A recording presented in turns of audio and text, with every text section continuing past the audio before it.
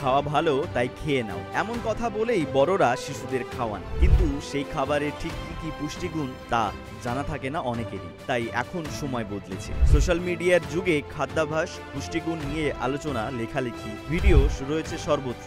সেই কারণে এখন অনেক খাবারের কদর বাড়ছে, যার দিকে আগে কেউ ফিরেও তাকাতো না। সেই তালিকায় রয়েছে কুমড়োর বীজ। কুমড়ো বীজ শুকিয়ে কেউ কেউ রেখে দিতেন মাটির নিচে ছড়িয়ে গাছ করার জন্য। তবে এখন সেই সাদা বীজ ভেঙে তার ভেতরের সবুজ কুমড়োর দানা বিক্রি হয় প্যাকেটে মূল্যে। সেই বীজই দাম দিয়ে কিনে লোকে খান। তার কারণও আছে। বীজটি ভিটামিন এ তে ভরপুর, ক্যালসিয়াম, ম্যাগনেসিয়াম, জিঙ্কও রয়েছে। শরীরের জন্য প্রয়োজনীয় ওমেগা 3 ফ্যাটি অ্যাসিড, ফাইবার সবকিছুই পাওয়া যায় এতে।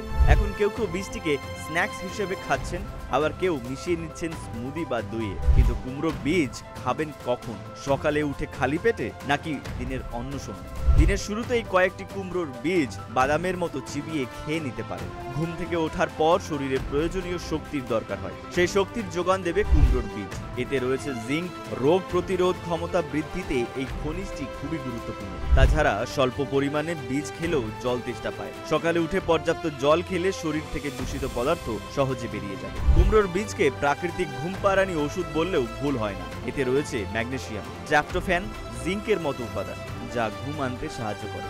স্নায়ুতন্ত্রকে শান্ত ও শিথিল করে ম্যাগনেসিয়াম। ট্রিপ্টোফেন এক প্রকার অ্যামাইনো অ্যাসিড। ট্রিপ্টোফেনকে সেরিটোনিনে রূপান্তরিত করে জিঙ্ক। ঘুমের চক্র নিয়ন্ত্রণ করে সেরিটোনিন এবং মেলাটোনিন নামক দুই হরমোন। ট্রিপ্টোফ্যান সেরিটোনিন ক্ষরণে সাহায্য করে।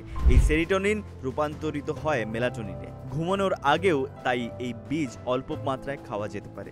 আমেরিকার হার্ট অ্যাসোসিয়েশনের তথ্য বলছে, দিনে একজন প্রাপ্তবয়স্ক সুস্থ মানুষ 28 থেকে 30 গ্রাম কুমড়োর বীজ খেতে পারেন। তবে কিডনি বা লিভারের সমস্যা থাকলে চিকিৎসকের পরামর্শ নেওয়া খুব প্রয়োজন। ভিডিওটি ভালো লাগলে লাইক করুন, কমেন্ট করুন, শেয়ার করুন, সাবস্ক্রাইব করুন পুনর্জন আয়ুর্বেদা বাংলা।